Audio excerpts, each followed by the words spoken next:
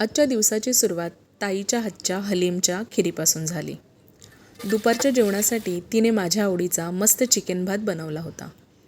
सगळ्यांनी बसून मस्त जेवण केलं. आणि हे बघा, लाडू मस्त स्टाईलमध्ये सायकल चालवत होता.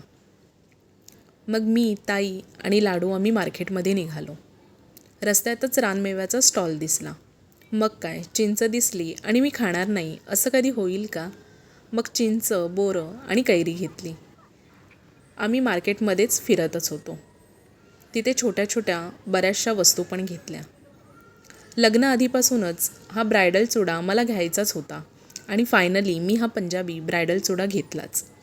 सोबतच क्लिप्स, कोंब अशा बऱ्याचशा वस्तू घेतल्या आणि घरी निघालो. घरी गेल्यानंतर लाडूच्या मॅडमकडे हळदी कुंकूसाठी गेलो.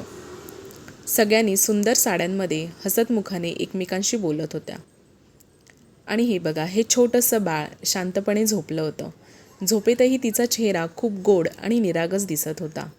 तिला पाहून नकळत चेहऱ्यावर गोड हसू आलं. आम्ही सगळ्यांना भेटलो, ओळखी झाल्या आणि गप्पाही मारल्या.